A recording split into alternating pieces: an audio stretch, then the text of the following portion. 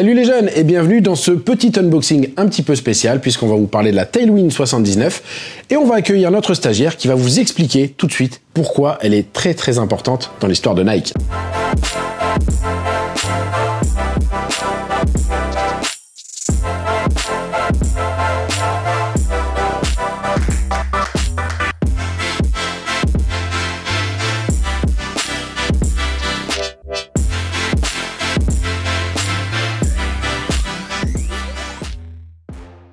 On accueille donc le stagiaire. Ça va, stagiaire? Ça va et toi, Mehdi? Bah ça va, écoute, avec notre nouveau jouet, notre petit micro qui va nous permettre de mieux t'entendre. Exactement.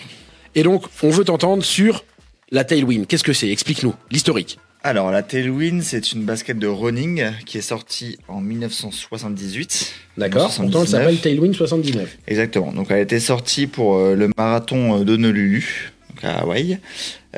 Sauf qu'elle a été commercialisée en grande série seulement l'année suivante, donc en 79, d'où son nom. Tailwind 79, d'accord. Exactement. Historique, ok. Pourquoi elle est importante chez Nike? Alors elle est importante parce que, bon là on le voit pas, mais du coup c'est la première basket Nike à comporter une unité d'air, donc une bulle d'air dans la semelle. Donc première fois que Nike a utilisé l'air comme amorti dans une basket donc qui servait au running à l'époque.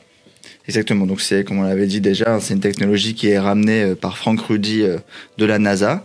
Et donc voilà, c'est un peu spécial parce que c'est une basket qui est restée relativement dans l'anonymat parce que justement cette bulle d'air ne se voyait pas et les gens avaient du mal à comprendre pourquoi l'amorti était meilleur avec cette Tailwind qu'avec les baskets précédentes.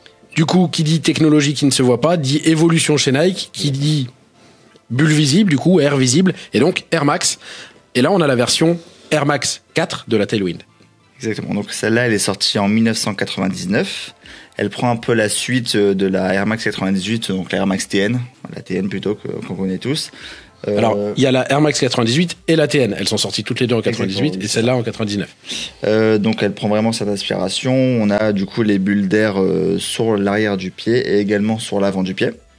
Donc voilà, c'est un peu la continuité de la gamme Air Max qui a commencé du coup en 87 et le but était de plus le temps avançait, plus l'air était visible. Donc là voilà, c'est un peu l'évolution et donc quand on voit sur le côté, on se rend vraiment bien compte de l'esprit qu'a voulu ramener Nike. En gros, ils ont repris le dessus de la première, retravaillé évidemment, nouveaux matériaux, nouvelle finition.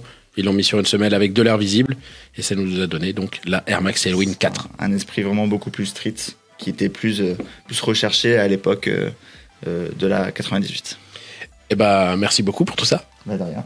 On se retrouve très bientôt pour un autre unboxing. En attendant ces chaussures, les Tailwind 79 comme les Air Max Tailwind 4, vous pouvez les retrouver sur chausport.com et dans une sélection de vos magasins Chausport.